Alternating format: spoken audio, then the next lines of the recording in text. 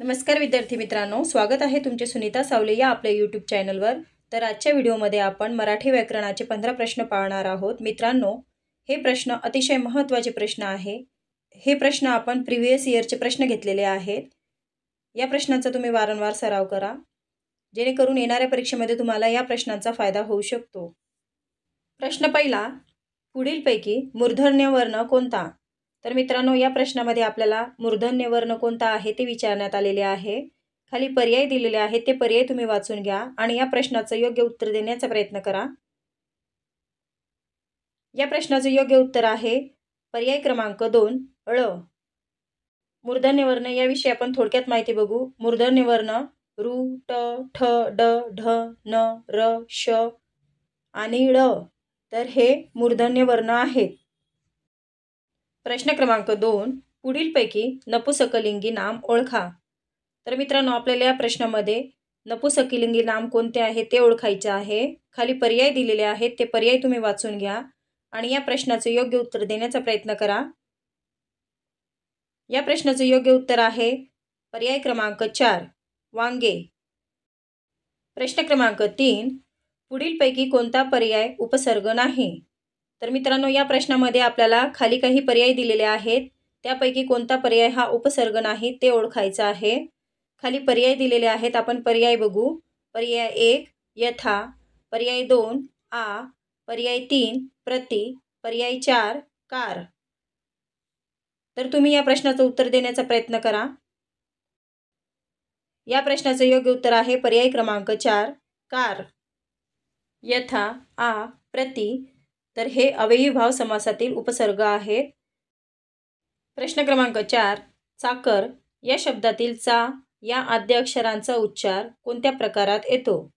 तर मित्रांनो, या प्रश्नामध्ये आपल्याला चाकर या शब्दातील चा या आद्य अक्षराचा उच्चार हा कोणत्या प्रकारात येतो हे ओळखायचं आहे।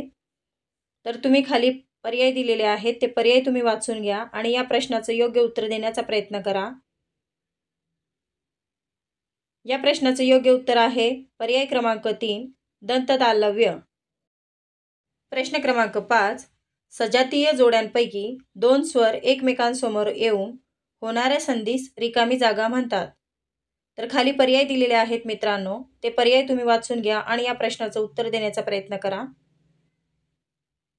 या प्रश्नाचे योग्य उत्तर आहे पर्याय क्रमांक 2 दीर्घत्व संधी। सजातीय जोड्यांपैकी 2 स्वर एकमेकांसमोर येऊन होणाऱ्या संधीस दीर्घत्व संधी असे म्हणतात। प्रश्न क्रमांक 6, सौंदर्य या शब्दाचा प्रकार ओळखा। मित्रांनो, आपल्याला या प्रश्नामध्ये सौंदर्य या शब्दाचा प्रकार कोणता आहे ते ओळखायचा आहे।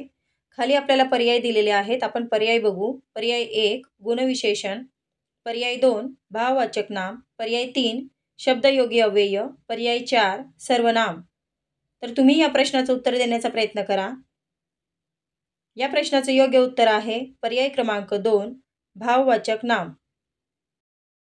प्रश्न क्रमांक 7, जळू या शब्दाचा अनेकवचनी शब्द शोधा। मित्रांनो, आपल्याला या प्रश्नामध्ये जळू या शब्दाचा अनेकवचनी शब्द शोधायचा आहे।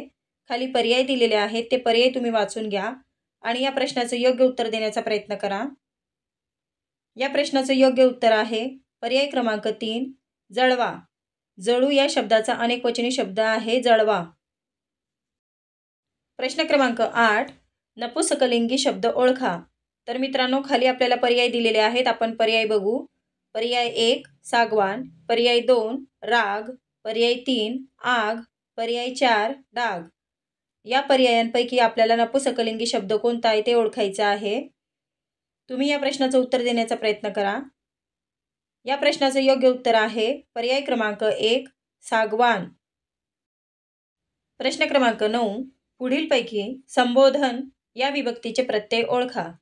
तर मित्रांनो, आपल्याला या प्रश्नामध्ये संबोधन या विभक्तीचे प्रत्यय कोणते आहे ते ओळखायचं आहे।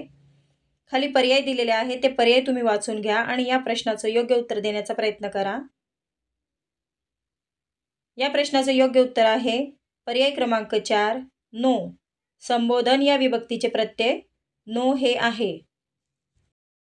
प्रश्न क्रमांक 10, हा, ही, हे ही सर्वनामे कोणत्या प्रकारचे आहेत? तर मित्रांनो, आपल्याला या प्रश्नामध्ये हा, ही, हे ही सर्वनामे दिलेली आहेत. या सर्वनामांचा कोणता प्रकार आहे ते आपल्याला या प्रश्नामध्ये ओळखायचं आहे. खाली पर्याय दिलेले आहेत. आपण पर्याय बघू. पर्याय 1 संबंधी सर्वनामे, पर्याय 2 प्रश्नार्थक सर्वनामे, पर्याय 3 दर्शक सर्वनामे, पर्याय 4 आत्मवाचक सर्वनामे. तर या प्रश्नाचं योग्य उत्तर आहे पर्याय क्रमांक 3 दर्शक सर्वनामे. तर ही सर्वनामे दर्शक सर्वनामांचा प्रकार आहे. प्रश्न क्रमांक 11 5000 यातील 5 हे कोणते विशेषण आहे? मित्रांनो, आपल्याला या प्रश्नामध्ये 5000 यातील 5 हे कोणते विशेषण आहे हे ओळखायचं आहे. खाली पर्याय दिलेले आहेत. ते पर्याय तुम्ही वाचून या प्रश्नाचं उत्तर देण्याचा प्रयत्न करा.